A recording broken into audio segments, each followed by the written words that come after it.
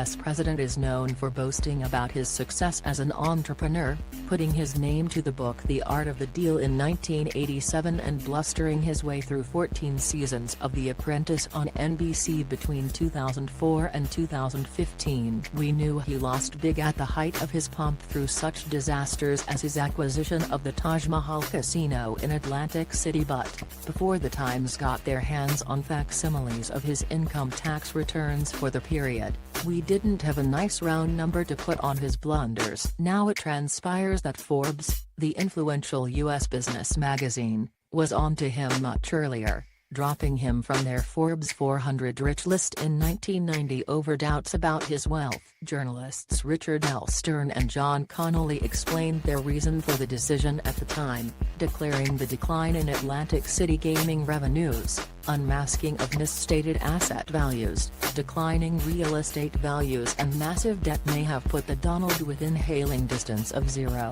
Stern and Connolly treated Trump's claims to have a net worth of $1.5 billion as of May 31, 1989 with huge skepticism because virtually all real estate has come down in value the past few years, and dismissed his valuation of many of the buildings making up his luxury property empire as unrealistically optimistic. They valued his portfolio at $3.7 billion but encumbered by $3.2 billion of debt, giving him a net worth of $500 million. That's 1/3 of Trump's own estimation. Excluding his 3 casinos, they suggested his buildings together carried some $1.7 billion in debt with interest costs of $180 million. These properties and the net income from the Castle and Plaza casinos yield, we think, about $140 million in cash flow. That leaves Trump bleeding at the rate of at least $40 million a year, $3 million a month, $770 a week. Blacklead comic in hindsight. Stern and Connolly suggest Trump's great hope is that the newly opened Taj Mahal will bring hordes of new gamblers to this decayed New Jersey resort, noting, he will need a win of maybe $1.3 a day just to cover his overhead and service the casino's debts of $760 million.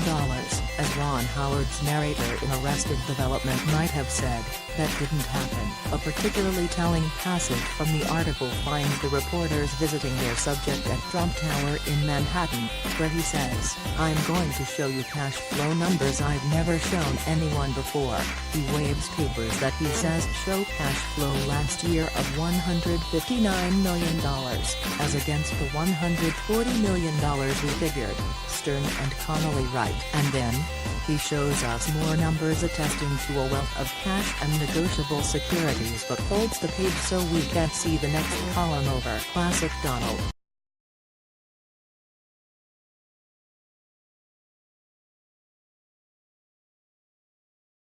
Yeah.